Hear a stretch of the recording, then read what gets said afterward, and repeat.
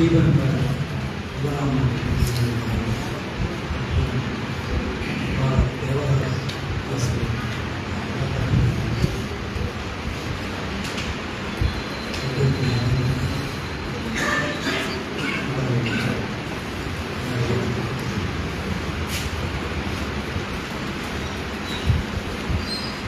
இந்த பகுதியில் ஸ்டீபன் ராஜோடு நான் உரிமை போர்களாக அல்லது பகுதியில் நடந்த போராட்டங்கள் அனைத்திலையும் அவருடன் நான் கலந்து கொண்டானா, என்னுடன் அவர் கலந்து கொண்டாரா என்று சொல்லும் அளவுக்கு துறைராஜ் தானே இந்த பகுதியில் இடதுசாரிகள் மட்டுமல்ல, மற்ற போராளிகள் இந்த பகுதியில்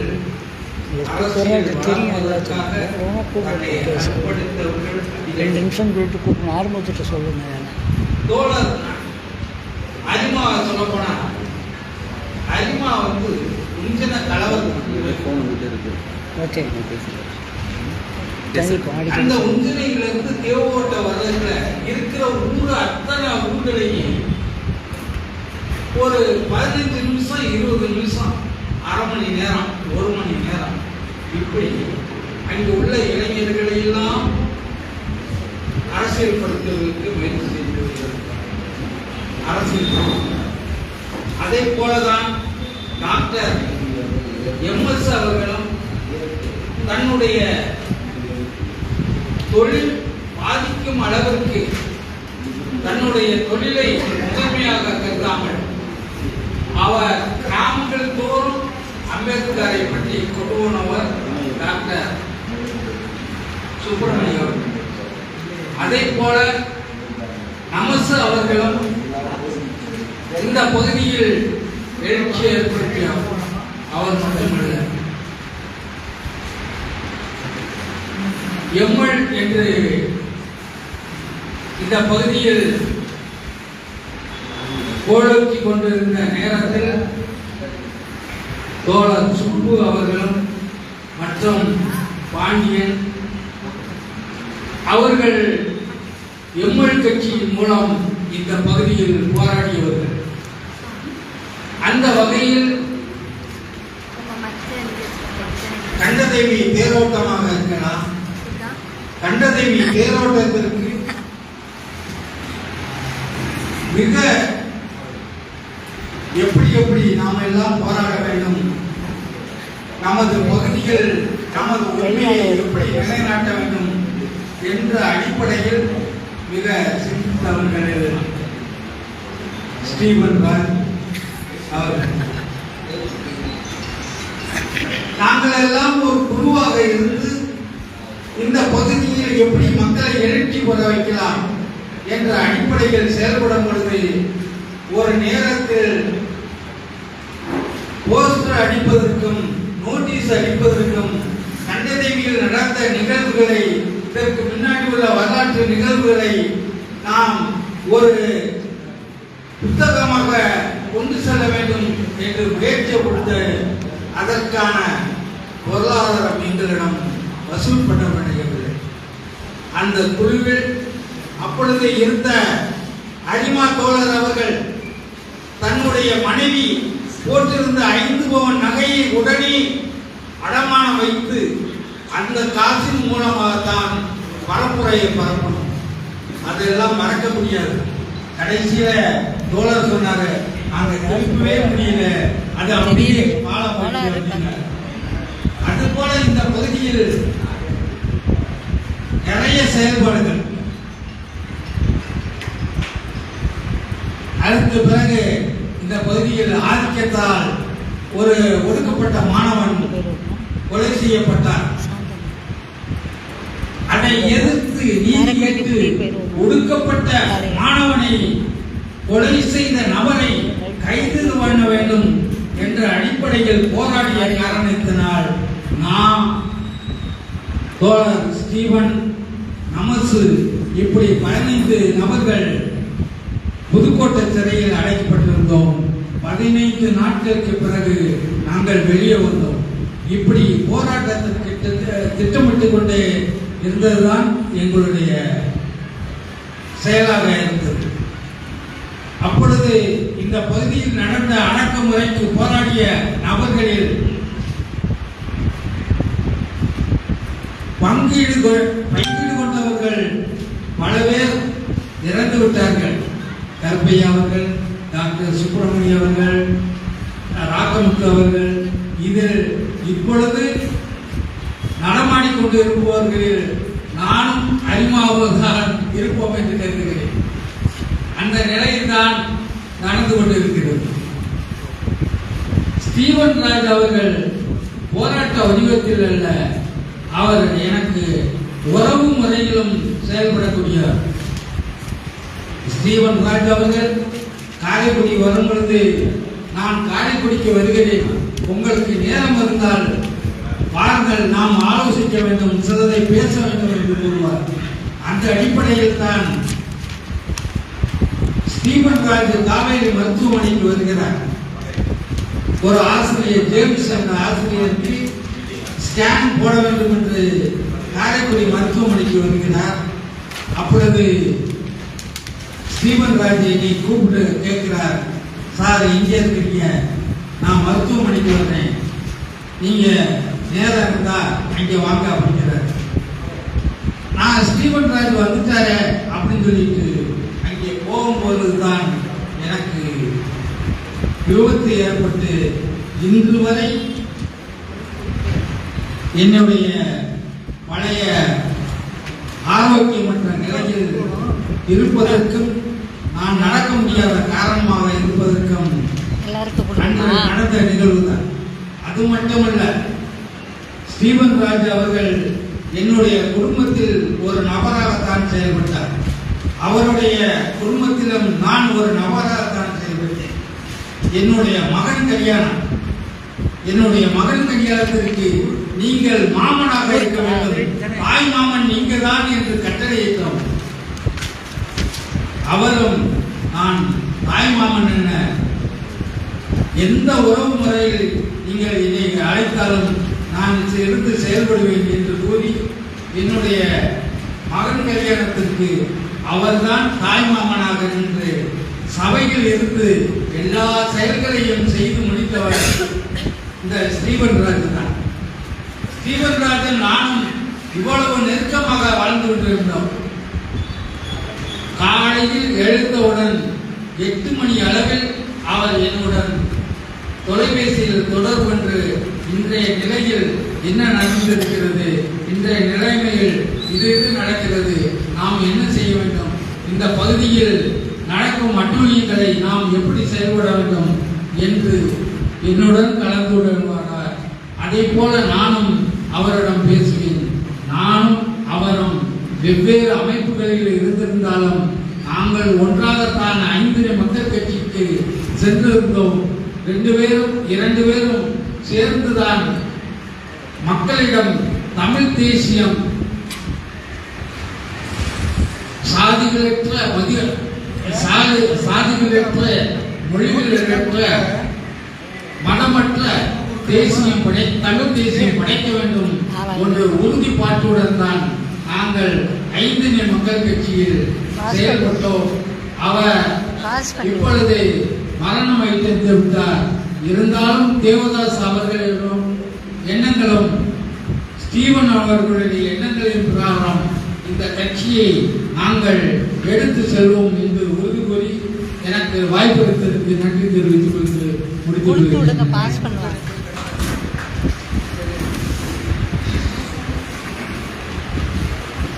பாஸ் பண்ணி அப்படியே கொடுத்துட்டீங்கன்னா எல்லாரும் வாங்கிக்கிறாங்க.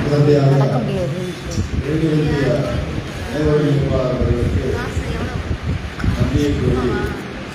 அடுத்தபடியாக நேரம் சுருக்கமாக இருக்கிறது.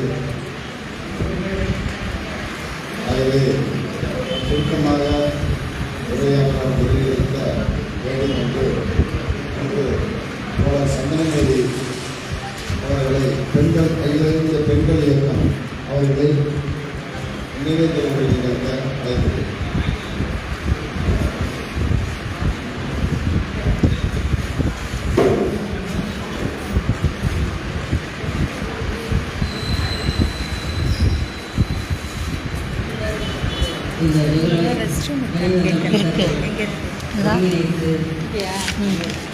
இந்த பாத்ரூம் அந்த இருக்கு பாரு அந்த இந்த ப்ளூ கலர் சேரெல்லாம் இருக்குல்ல அது கேட்காது.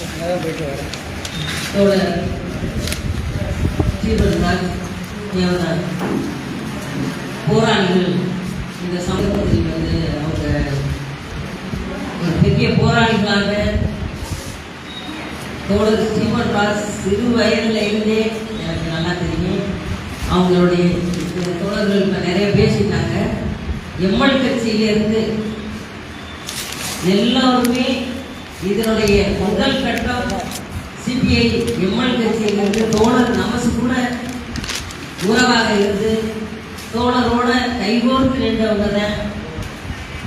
அதில் ஸ்ரீமன் ராஜ் களமாடிய ஒவ்வொரு போராட்டங்களிலும் எங்களோட சேர்ந்து நின்று நான் இல்லாத போராட்டம் தோழர் ஸ்ரீமன் ராஜ் இல்லாத போராட்டங்கள் கடைசியாக மீட்டு தோழர் பாவன், தோழர் நாகராஜ் தோழர், இன்னும் முஸ்லீம் தோழர்கள், அந்த அமைப்பினுடைய தோழர்கள் எல்லாரும் மாவட்ட ஆட்சியர் அந்த இடங்களை குறிச்சிட்டாங்க.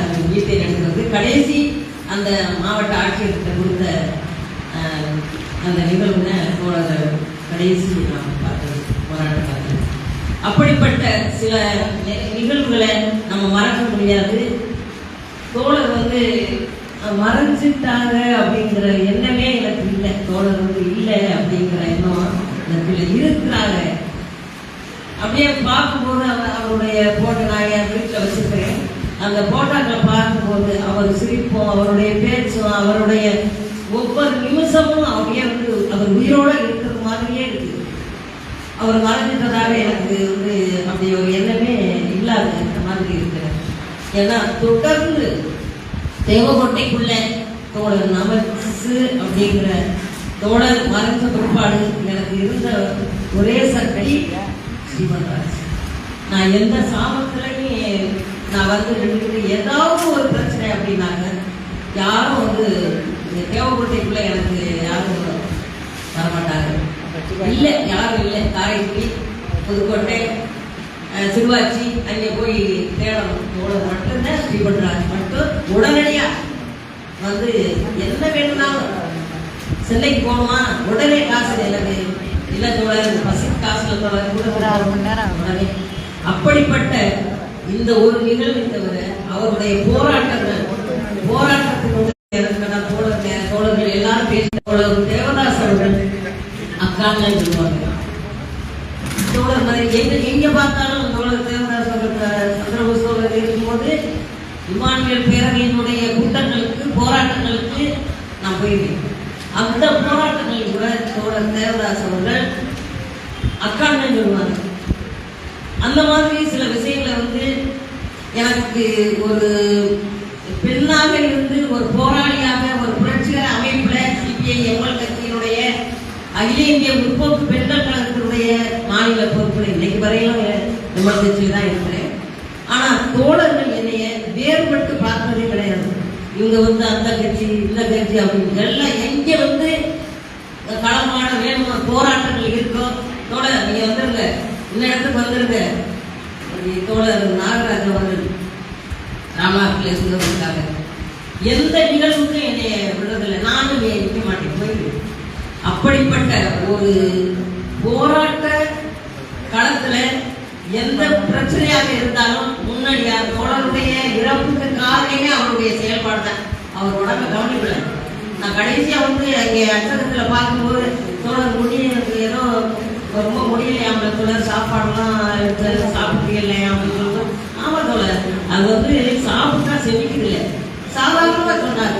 கடைசியா அந்த உடம்பை வந்து அவர் உடல்நிலைய அவர் கவனிக்கவே இல்லை. போராட்ட காலத்துல அவருடைய இந்த மக்களுடைய பிரச்சனைகளை எங்கே என்ன நடக்குது அது உடனடியாக ஒரு நோட்டீஸ் போட்டு ஒரு போஸ்டரை போட்டு அங்கே பார்த்தோம்னா திருவிழாவில் ஒட்டி அப்படிப்பட்ட ஒரு முற்போக்கான ஒரு சிந்தனை உள்ள நம்ம தோழர் ஸ்ரீமன் ராஜ், அதே போல தோழர் தேவதாஸ், இப்படிப்பட்ட போராளிகளை நம்ம இழந்துட்டோம் அப்படின்னு எல்லாமே இருக்கிறாங்க, நம்ம கூடவே இருக்கிறாங்க. அவங்களுடைய வேலைகளை, அவங்களுடைய லட்சியங்களை, அவங்களுடைய போராட்டங்களை முன்னெடுத்த, அவங்க எடுத்த அந்த யுக்திகளை நாம கையில் எடுக்கணும்.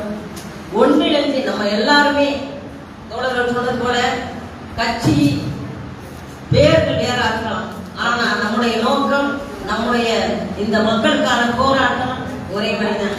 சாதி ஒழிப்பு அப்படிங்கிறது இன்னைக்கு புரட்சிகர அமைப்புகள், இடதுசாரி அமைப்புகள் எல்லாம் சேர்ந்து சாதி ஒழிப்பு, சமூகத்துக்கான விடுதலை, வர்க்க பார்வை எல்லாமே எல்லாருக்கிட்டே இருக்கு. ஆனா வேறு வேறு பேர்கள் நம்ம இருக்கிறது தவிர தோழர்கள் சொன்னது மாதிரி ஒருங்கிணைச்சு தேவகோட்டை பகுதி நீங்க சொன்னது போல எவ்வளவு பிரச்சனைகளை இன்னைக்கு ஆதிக்கத்துக்கு முன்னால களமாடிட்டு எத்தனை வருஷமான நம்ம போராடிட்டு இருக்கிறோம்.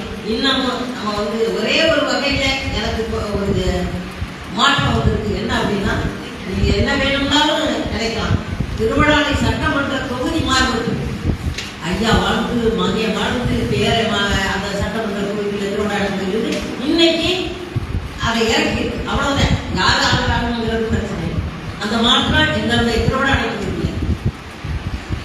அப்படிப்பட்ட இந்த மாற்றங்களை நம்ம நம்முடைய போராட்டங்கள் மூலமா, அது அரசியல் வேற, நம்முடைய புரட்சிகர அரசியல், நம்முடைய முற்போக்கான அரசியல், நம்முடைய வழிபாட்டுகள், நம்முடைய போராட்டங்கள், உழைக்கும் மக்களுக்கான அந்த சிந்தனைகள், பெண்களுக்கான இந்த பெண்களுடைய 2 இணையர்கள் இருந்தாங்களே, அவங்களுடைய ஒத்துழைப்பு இல்லாம தோழர்கள் இருவரும் இவ்வளவு களமாடி இருக்கிறது போராட்டங்களையும் மக்கள் பிரச்சனைகளையும் முன்னெடுக்க முடியாது. ஏன்னா நான் ஒரு பெண்ணா இருந்து யோசிக்கிறேன். என்னுடைய காலங்களில் 47 வருஷம் இந்த சமூகத்துல எம்எல் கட்சியே ஒரு புரட்சிகர தலைமறைவு காலங்களிலே நான் எம்எல் வச்சிருக்கேன்.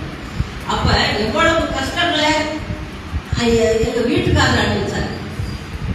வீட்டுக்காரர் எல்லாத்தையும் நிறைய கை வச்சு அடிக்கிற உரிமை, அந்த ஒரு ஆதிக்கம் அவர்கிட்ட இருந்துச்சு. ஆனா இங்க தோழர்களை அனுப்பிட்டு குழந்தைகளை அல்லது குடும்பத்தை கஷ்டப்பட்ட அந்த காலங்கள்லாம் எனக்கு தெரியும். தோழர் தேவதாஸ் ஆசிரியர் தம்பி சொன்னது போல அந்த கிறிஸ்தவத்தினுடைய அந்த போராட்டங்கள்ல தன்னுடைய குடும்பத்தையும் எவ்வளவு எதிர்ப்புகளை தாங்கி ஒரு சாமியார், ஒரு சிறுசர், ஒரு குடும்பத்தை, ஆனா அந்த போராட்டத்துல இன்னமும் வாய்தாவுக்கு போய்கிட்டு இருக்கோம். தோழருடைய இறப்பு இருப்பார், சர்டிபிகேட் இருக்காரு. போன வாரத்தில் வாய்தாவுக்கு போனோம். தோழர் அதில் இருக்காரு. அந்த 50 பேர்ல நான் 3வது அக்யூஸ்ட் அந்த வெளியுலா பிரச்சனை. அப்ப ஒரே பெண்ணு தான், அந்த 60 பேர்ல ஒரே பெண்ணை நான் அந்த வழக்கில் சேர்த்துருக்காங்க. அப்ப அப்படிப்பட்ட அந்த போராட்டங்கள்ல தோழர் கடைசி வரையிலும் எங்களுக்கு கூட இப்ப இறந்த பிற்பாடு யாரும் அந்த கேஸை எடுக்கிறதுக்கான விடுவிக்கிறதுக்கான எதிர்களை நாங்களும் அதை விரும்பலை, நடத்தி பாரு அப்படின்னு சொல்லிட்டு தான் இருக்கு. இப்போ 10 பேரோடு இருந்துச்சு. தோழர் இறந்த ஒரு பாடு அதை சர்டிஃபிகேட் வாய்தாவை கேட்டாங்க. அப்படிப்பட்ட அதுக்கெல்லாம் சளைத்தவரே இல்லை. அப்படிப்பட்ட போராட்டங்களை நாமும் அவருடைய வழியில கையில் எடுத்து நாம தோழர்கள் சொன்னது போல ஒருங்கிணைத்து இந்த பகுதியை, தேவகோட்டை பகுதியை நம்ம முன்னெடுக்கணும். ஒரு மாதிரி சரிந்து போற நிலையில இன்னைக்கு இருக்குது. தேவகோட்டை யாரோட அந்த முன்னெடுப்புலையும் நமக்கு அது பெரிய இயக்கமா அமைப்பா ஒருங்கிணைக்க முடியுமா அப்படிங்கிற ஒரு கேள்விக்குறியோட நம்ம எல்லாரும் இணைந்து நின்றோம்னா கண்டிப்பா இந்த பகுதியை, தேவகோட்டை பகுதியுடைய சிறந்த போராட்ட களத்தில் இருந்த இந்த பகுதி, சிவாச்சியா இருக்கட்டும், கண்டதேவியா இருக்கட்டும், தேவகோட்டை பகுதி, சிவகங்கை, ராமநாதபுரம் மாவட்டத்தை இணைச்சு நம்ம ஒருங்கிணைச்சு செயல்படணும் அப்படின்னு கேட்டுட்டு தோழர் தேவதாஸ் ஒரு செய்தியை சொன்னாங்க. அதாவது உடற்காலம் பண்றவங்க இன்னைக்கு சொல்லலாம், இது பதிவு பண்ணலாம் அப்படின்ட்டு. நாங்கள் ஏற்கனவே தோழர் நாகராஜ் அவர்களெல்லாம் சொல்லியிருக்கோம். எங்கள் வீட்டுக்காரர் ஞானப்பிரகாசம், சந்தனி தேவி இருவரும் உடல் தாமத்துக்கு நாங்கள் தயாராக இருக்கோம். அந்த இதை தோழர் பதிவு பண்ணிக்கிறோம். நான் ஒரு சில வேலைகள் நானே இருந்தே தோழத்தை சொல்லிட்டு செய்வோம் அப்படின்னு. இப்போ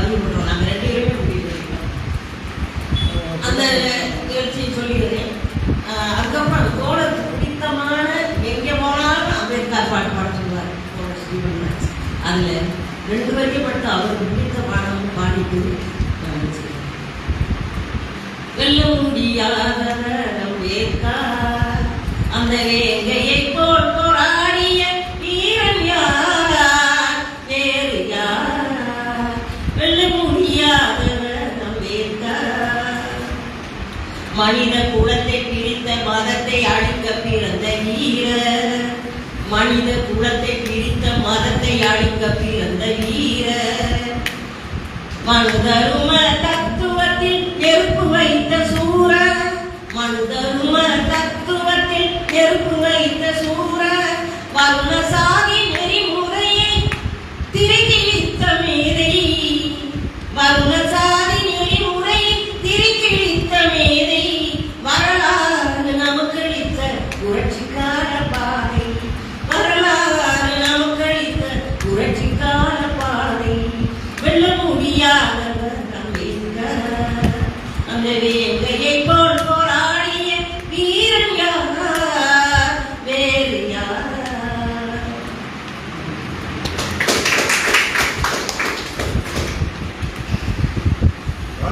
நினைவேந்தல் உரையினுடைய தோழர்களுக்கு நன்றி. அடுத்தபடியாக சுருக்கமாக நேரம் மணி 2:05 பேச வேண்டிய நபர்கள் தோழர்கள் நிறைய இருக்கிறார்கள். ஆகவே சுருக்கமாக நினைவேந்தல் உரையை நிகழ்த்துமாறு கேட்டுக்கொண்டு தோழர் ஹரிதாஸ் விவசாயிகள் சங்கம் அவர்களை நினைவேந்தல் உரை 2 நிமிஷத்தில் முடிச்சோம்னா மைக்கு அவர்களெல்லாம் கொடுக்க வேண்டிய ஒரு 2-3 பேர் இருக்கிறாங்க.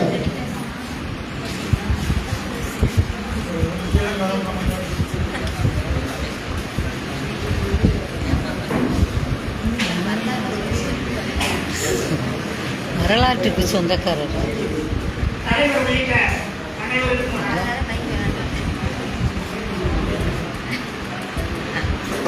வணக்கம்.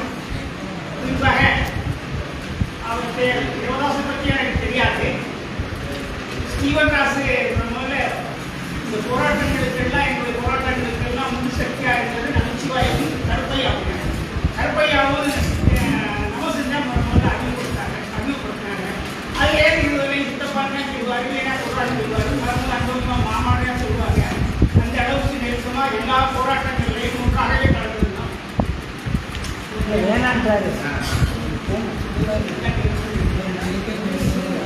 எல்லா போராட்டங்களையும் ஒருங்கிணைந்து கடைசி வரை எல்லா போராட்டங்களையும் ஒன்றாகவே செயல்பட்டோம். எல்லா தோழர்களும் சொன்னாங்க. நான் அதிகமாக சொல்ல வேண்டிய அவசியம் இல்லை. பல தோழர்கள் குறிப்பாக சில விஷயங்களை சொன்னார்கள். ஒரு 4 நாளைக்கு முன்னாடி ஈவாத்திற்கு ஒரு 10 பேர் பேசிக்கிட்டு இருந்தா அப்ப அதான் சொன்னான், ஸ்டீவன் ராசு நமக்கு இல்லாதனால இந்த பகுதியில இயக்கங்கள் இருக்கானே தெரியல. ஏன்னா உலகையே நான் தான் உலக ரவுடி நான் தான் சொல்லி இது பண்ணி ஈரானை அழிச்சுக்கிட்டு இருக்கேன். அவனை பத்தி ஒரு குரல் கூட கொடுக்கல, ஒரு நோட்டீஸ் கூட கொடுக்கல, ஒண்ணுமே செய்யலையா அப்படின்னு சொல்லி வருத்தப்பட்டான். அதுக்கு அடுத்தபடியாக டெல்லியிலே கரப்பான் பூச்சி போராட்டம்னு சொன்னாங்க. அந்த போராட்டங்களை கூட இந்த பகுதியை முன்னெடுக்க ஆள் இல்லை. ஏன்னா நமசு ஸ்ரீவன் இருந்தா இந்நேரம் ஏதாவது ஒரு நோட்டீஸ் ஒரு வார்த்தையாவது குறைந்தபட்சம் போட்டுப்பாங்க. ஏன்னா அதெல்லாம் ஒண்ணுமே நடக்கல அப்படிங்கிற மாதிரி ஒரு பெரிய வருத்தத்துக்கு செய்தி ஆயிடுச்சு. அப்படி கரப்பாம்பூச்சி போராட்டம் அவ்வளவு விமர்சனமா நடந்தது கூட என்னை பொறுத்தவரை அது ஒரு தோல்வியிலே தான். ஏன்னா அமைச்சரை மாற்றுவது அல்ல, நீட் என்ற அந்த முறையை, ஒரு ஏகாதிபத்திய முறையை, ஒரு கம்பெனியினுடைய ஒரு முறையை மாற்றாம அந்த போராட்டம் அந்த அமைச்சரை மாற்றுவதனால ஒன்றும் நடக்கல. ஏன்னா இப்படித்தான் பல்வேறு இடங்கள்ல நடந்திருக்கு. நீங்க பார்த்துருப்பீங்க, உலகத்தில் புரட்சியை தலைகீழாக கொண்டு வந்திருக்கிறார்கள். ஏன்னா சிலான்ல போராட்டம் ஆபரும் மக்கள் சக்தி மாதிரி போராடினாங்க. அதனுடைய இறுதி விளைவு என்னன்னா மீண்டும் அந்த ஏகாதிபத்திய சக்திக்குள்ளே இருந்தாங்க. தேவாலயத்திலே போராடினார்கள், மிகப்பெரிய மக்கள் சக்தி போராட்சி. அந்த ஆரம்பத்தில் போராட்டி அந்த மன்னனுடைய 9 பங்களாக ஒரு பங்களாவெல்லாம் ஆக்கினாங்க. ஆனா இன்றைய நிலைமை என்னன்னா மீண்டும் அந்த அமெரிக்க ஏகாதிபத்திய இந்திய ஆதிக்கத்தினுடைய சூழ்ச்சியில் இருந்திருக்கு. அதுபோல பங்களாதேஷில் போராடினாங்க, மிகப்பெரிய எழுச்சி, மாணவர்கள் இளைஞர்கள் எல்லாம் போராடினாங்க. ஆனா இன்றைக்கு அதனுடைய நிலைமை என்ன, ஒரு அமெரிக்க ஏஜென்ட்களிலே ஒப்படைக்கப்பட்டிருக்கு. அது மாதிரி இந்தியாவில் கூட இவ்வளவு கரப்பான்பூச்சி போராட்டம் மாதிரி ஒரு ஒருங்கிணைந்த போராட்டம் இந்த டிவியில பார்க்கும் போதெல்லாம் நம்ம எல்லாம் போராடாம இருக்கமே அப்படிங்கிற மாதிரி ஒரு வெக்கமா உணர்வுயா வந்துச்சு. அந்த அளவுக்கு போராடினாங்க. விளைவு என்ன அதை யோசிச்சேன். அந்த நீட் என்ற முறை மாற்றப்படவே இல்லை. மந்திரி மாற்றப்பட்டாங்க, மறு மந்திரி வர்றேன், அடுத்த உணவு குதிரை வருது. அதனால பலன் என்ன, அந்த போராட்டத்தினுடைய விலை என்ன, அதை பத்தி எல்லாம் நம்ம யோசிக்கணும், சிந்திக்கணும். ஏன்னா பங்களாதேஷ்லையும் ஸ்ரீலங்கையிலும் நேபாளத்திலையும் இன்னும் சில நாடுகளில் எப்படி போராட்டம் நடந்து தோல்வியில் முடிச்சிருக்கோ அப்படித்தான் இந்த கரம்பா பூச்சி போராட்டத்தினுடைய விலை நீட்ட மாற்றாம மந்திரியை பார்க்க நாள் பழங்களில் சொல்லி சில தோழர்கள் சொன்னாங்க. குறிப்பாக உங்க முதல்ல அறிமுகப்படுத்தும் பொழுது கற்பையாவும் அம்சம் ஸ்டீவன் காட்டு அறிமுகப்படுத்தினாங்க. தேவதாதை பற்றி எனக்கு தெரியாது. அறிமுகப்படுத்துவதற்கு பின்னாடி தொடர்ச்சியாக எல்லா போராட்டங்களையும் கூட பங்கெடுத்திருக்காங்க. சில கசப்பான உண்மைகளையும் சொல்ல வேண்டிய அவசியங்கள் இருக்கு. ஏன்னு கேட்டா இந்த மாவட்டம் குறிப்பாக தேவட்ட பகுதி புரட்சிகரமான அல்லது இடசாரி நடிவுல அல்லது சாதி ஆதிக்கத்தை எதிர்த்த அந்த போராட்டங்கள்ல ஒரு காலத்துல முன்னாடி தான் இருந்துச்சு. அதெல்லாம் மாற்று கருத்து இல்லை. இப்ப என்ன நிலைமை, யாராவது ஒரு முனிசிபல் கடையில் ஏழை கேட்க முடியுமா? அது மாதிரி இந்த மாவட்டத்தினுடைய அந்த முற்போக்கான ஏற்கனவே நாங்கள் சொல்றது கணிச்சாமி இருந்தாங்க. போராட்டம் சொன்னா பரமக்குடியான்னு சொல்றது, அதுக்கு பின்னாடி தேவோட்டதான் அந்த பேர் எடுத்துச்சு. ஆனா அந்த பேரும் கூட பிடிக்கல. இங்கே ஒரு சரணாயமான நிலைமை இல்லை, ஒரு மோசமான நிலைமை இருக்கு. நான் கெஞ்சினேன், ஒரு சிபிஐ தோழர்களே நீங்க நில்லுங்க, ஒரு சிபிஎம் தோழர்களே வாங்க நில்லுங்க. தோத்தா என்னையா, தோத்து போறோம்யா, நான் வேலை செய்யலையா, நில்லுங்கயான்னு கெஞ்சி பாடுறேன். யாருமே இலக்கிய நிற்கவே பயப்படுறாங்க. வேலை கேட்க மட்டும் இல்ல, இலக்கிய நிற்கவே பயப்படுறாங்க. அப்படி ஒரு மோசமான சூழ்நிலை இருக்கு. எனக்கு கொடுத்த நேரத்தை மீறேன். அந்த மோசமான அந்த மோசம் தலைகீழா கத்துறாங்க. ஏன்னா பாண்டியன் போன்ற தலைவர்கள்லாம் கடைசியா பேச முதல்ல எங்களெல்லாம் கடைசியா நாங்களாம் சாராட்டு நாளுங்க பேசுறேன். அந்த போராட்டங்களுக்கு எல்லாம் ஊக்கு சக்தியா இருந்த ஸ்டீவன் ஸ்ரீவனோட ஒத்துழைத்த கருப்பையா, கோட்டைச்சாமி, சேகரி, அதே மாதிரி நமசு இந்த தோழர்களாக இருந்தால் நிச்சயமாக ஈரானுடைய அந்த அமெரிக்க ஏகாதிபத்தியுடைய கொடிய ஒடுக்குமுறை மக்களை கொண்டுகிட்டு இருக்காங்க. நம்ம எல்லாம் சொரணை இல்லாம இருக்காங்க. காசாவை கொள்றேன், நம்ம சொரணை இல்லாம இருக்காங்க. அப்ப டெல்லியில போராட்டம் சும்மா இருக்கோம்னா நமக்கு வெக்கமாக இருக்கு. அதனால போராட்டங்கள்ல அகில உலக ரீதியா முன்னெடுப்பது மட்டுமல்ல, இந்த மாவட்டத்திலே இந்த தேவகோட்டையிலே ஒரு அடிமையான நிலைமை இருக்கு. ஒரு குறிப்பிட்ட சாதி மட்டும் சொல்லலாம், குறிப்பிட்ட சாதியில் உள்ள ஆதிக்கக்காரர்கள் டாக்டர் பண்றாங்க. அதில் உள்ள ஏழவாளிகள் பலன் கிடைக்காது. அதனால ஒன்றிணைந்து இப்படிப்பட்ட அக்கிரமங்களை எல்லாம் நம்ம ஏற்கனவே முதல்ல 50 வாக்கு இங்கே ஒரு, அதாவது அதுக்கு முன்னாடி கிழக்கிந்திய கம்பெனி இருந்து இடதுசேரி கம்பெனி தான் எல்லாத்தையும் வழி நடந்துச்சு. அதை எடுத்து கேட்ட பழம்பதி என்ற பழம்பதினாவின் விழுப்புத்தியை சேர்ந்தவர். அவர் தான் என்ன பண்ணார் தெரியுமா, அவர் கள்ளர் அம்பலம். அப்புறம் என்ன பண்ணார்னா, என்னடா வெங்காயங்க நீங்களா எடுத்துக்கிறது, நீங்களா நிர்ணயம் பண்றது, 10 கோழி முட்டையை கொண்டு வந்தா 10 ரூபாய் அவர் கேட்கறது, அவள் முட்டையை போட்டு உடைக்குது அந்த அம்மா. ஆகையினால உங்களுடைய நாட்டு கட்டுப்பாட்டை உடைக்கிறேன்னு சொல்லி அந்த பழம்பதினாவின் தான் முதல்ல இந்த பகுதியில் போராடினாரு. பழியானார். அது மட்டும் இல்ல, இன்னும் சில தோழர்கள்லாம் இந்த சிவகோட்டைக்கு பக்கத்தில் உள்ள அந்த தெலுங்கானா போராட்டத்தில் பங்கெடுத்துக்கிட்ட ஒரு தளபதி எல்லாம் இங்க வந்து போராடினாங்க, கொல்லப்பட்டாங்க. சில்வமுத்து கொல்லப்பட்டாரு, சுப்பு கொல்லப்பட்டாரு. ஆனாலும் கூட ஆதிக்க ஏற்ற போராட்டங்கள் தொடராம தொய்வார். அதை நாம் தொடர்ந்து செய்யணும் சொல்லி கேட்டிருக்கு. விவசாய சங்கத்தின் சார்பாக நாங்கள் இத்துறை முடிச்சு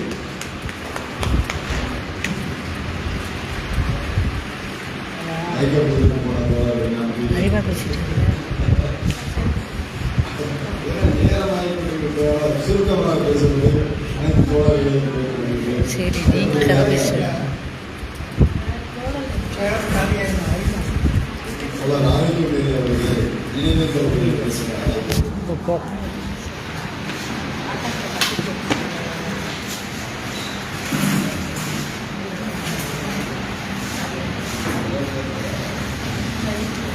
தோழர்கள் அனைவருக்கும் வணக்கம்.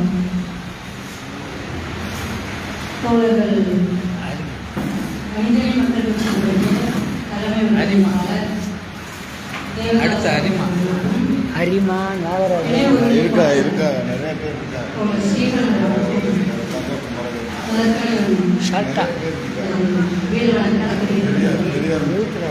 தோழர்களே, ஐந்தனை மக்கள் கட்சி என்பது உருவான பொழுது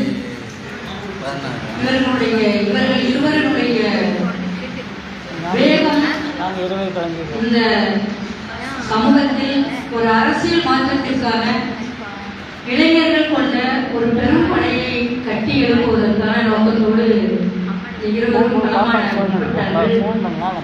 அந்த மாநாட்டில் கூட நாங்கள் இருந்தோம். தோழர் சந்திரபோஸ் உடல்நலக் குறைவாக இருந்த பொழுது கூட அந்த மாநாட்டிலே கொடியை அறிமுகம் செய்து வைத்து கொடி அறிமுக உரையையும் அவர்தான் நிகழ்த்தினார். எனவே இமானுவேல் பேரவை என்கின்ற ஒரு அமைப்பு ஒரு அரசியல் அமைப்பாக கட்சியாக பரிணமிக்கக்கூடிய ஒரு நிலையில் தான் அந்த மாநாடு என்பது நடைபெற்றது. இன்றைக்கு வருத்தமாகத்தான் தோழர்கள் பகிர்ந்து கொண்டார்கள். ஐந்தரை மக்கள் கட்சி என்பது இந்த இருவருக்கு பின்னாடி இருத்தலுக்கான ஒரு கேள்விக்குறியாக இருக்கின்றது என்று கூறினார்கள். இந்த இருவரும் பல்வேறு வேலைகளை விட்டு சென்றிருக்கிறார்கள். அந்த வேலைகளை எடுத்து செல்வதற்கான முன்முனைப்போடு ஐந்தரை மக்கள் கட்சி உட்பட வேண்டும் என்றும் அதற்கான ஒரு ஒருங்கிணைப்பு தேவை என்றும் அதனுடைய இப்போதைக்கு இருக்கின்ற தலைமை ஒருங்கிணைப்பாளர் தோழர் ராஸ் அவர்கள் நமக்கு முன்பாக ஒரு கேள்வியை வைத்திருக்கின்றார், ஒரு கருத்தை சுட்டிக்காட்டியிருக்கிறார். இந்த இருவரும் தலைவர்களுடைய இணையர்கள் இந்த மேடையிலே அமர்ந்து அன்றைக்கு ராஜபாளையத்தில் நிகழ்வு நடக்கும் பொழுது தோழர் தேவதாசுக்கான நிகழ்ச்சி படத்திறப்பு நிகழ்வு நடக்கும் பொழுது தோழர் சாந்தம்மா சொன்னார்கள், இந்த ஐந்தரை மக்கள் கட்சியினுடைய போராட்டங்களில் அனைத்து இயக்கங்களிலும் நான் கலந்து கொள்வேன், முன்னணியாக இருப்பேன் என்று அந்த பகுதியை சார்ந்த ஒரு வீர மங்கையாகத்தான் எனக்கு தென்பட்டார். இன்றைக்கும் அவருடைய நான் இதுவரை பார்த்ததெல்லாம் இல்லை. அவங்க இப்படி உழவு ஆழமான அரசியலோட பேசுறாங்க அப்படின்னு சொல்லிட்டு. ஆனா அவருடைய பகிர்வுகள் பார்த்தோம்னா தோழர் தேவதாஸ் தன்னுடைய இளைஞரோடு எவ்விதமான அரசியல் பரிமாற்றங்கள் இருந்தது என்பதை இருவருமே பகிர்ந்து கொண்டிருக்கிறார்கள். இன்றைக்கு 607 நடக்கும் பொழுது அந்தோணியம்மா சொன்னாங்க, நான் இந்த ஐந்தரை மக்கள் கட்சியோடு இணைந்து களப்பணியாற்றுவேன் என்று சொன்னாங்க. அவங்க ஒரு ஆசிரியராக இருக்காங்க. இருந்தாலும் இந்த அரசியல் களத்தில் வீட்டில் இருக்கின்ற ஆண்கள் அரசியல் கட்சியினுடைய செயல்பாடுகளில் இருக்கும் பொழுது அதற்கு உற்ற துணையாக எல்லா வீடுகளிலையும் இருப்பாங்க, சண்டைகளோடு இருப்பாங்க. ஆனா நல்ல காரியத்துக்கு தானே போயிட்டு வர்றாரு அப்படின்னு சொல்லுவாங்க. அந்த சண்டையை வச்சு ஆனா நம்ம வேணும்னா என்ன சொல்லிக்கிறோம்னா அந்த அரசியல்ல இருந்து பின்வாங்குவதற்காக வர